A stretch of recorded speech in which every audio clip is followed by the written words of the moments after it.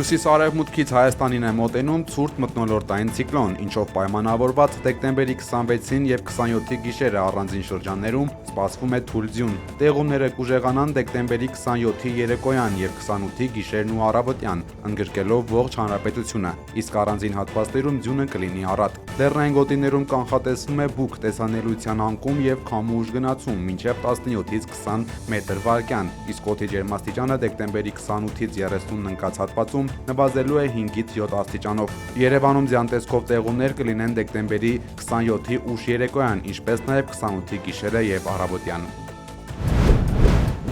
Գյումրի-Շիրակ Կամո երթուղին սպասարկող միկրոավտոբուսը դեռևս անհայտ հանգամանքներում դուրս է եկել ճանապարհի երթևեկելի գոտուց եւ կողաշրջվել։ Վթարի հետևանքով 40-ամյա ուղևորուհի Ալլա Մ-ն մարմնական վնասվածքներով տեղափոխվել է Գյումրու բժշկական կենտրոն։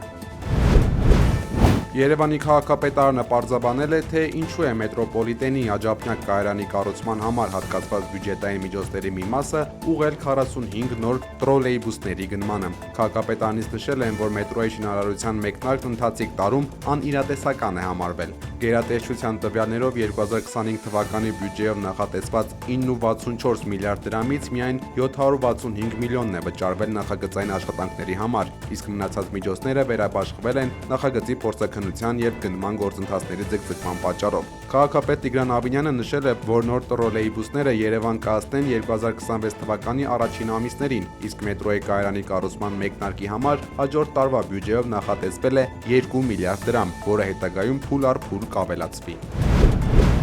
Օտարերկրյա տեսալսողական ծրագրերում Հայաստանի ներքաղաքական կյանքին միջամտող բովանդակության տարածումը կարգելվի։ Օրենքի նախագիծն այսօր ընդունվել է կառավարությունում։ Նախագծով առաջարկվում է վերանայել եւ հստակեցնել տեսալսողական հաղորդումների չարաշահման արգելքները, սահմանելով դրանց կիրառման առավել կոնկրետ դեպքեր։ Մասնավորապես օրենքով կարգելվի սահմանադրական կարգը բռնի տապալելու, պատերազմ քարոզելու, բռնություն եւ դաժանություն քարոզելու կամ նման նպատակ հետապնդող բովանդակության տարածումը։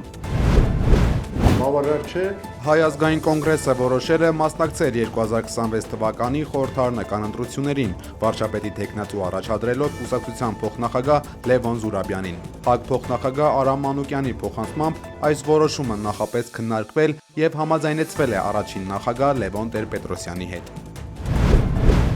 Հակակոռուպցիոն կոմիտեն ավարտել է Պաշտպանության նախարարության N զորամասի բարձրաստիճան զինվորականների կողմից խոշոր չափի վառելիքի հափշտակության գործի նախաքննությունը։ Պարզվել է, որ գումարտակի հրամանատարի տեղակալը եւ պահեստապետը նախնական համաձայնությամբ նախ վաճառել են 700 լիտր դիզվառելիք, ապա փորձել են զորամասից դուրս բերել եւս 2 տոննա վառելիք, սակայն ձերբակալվել են։ Գործով մեղադրանքներ են առաջադրվել նաեւ դասակի հրամանատարին եւ գնորդին, իսկ պետությանը պատճառված վնասը նախաքննության ընթացքում ամբողջությամբ վերականգնվել է։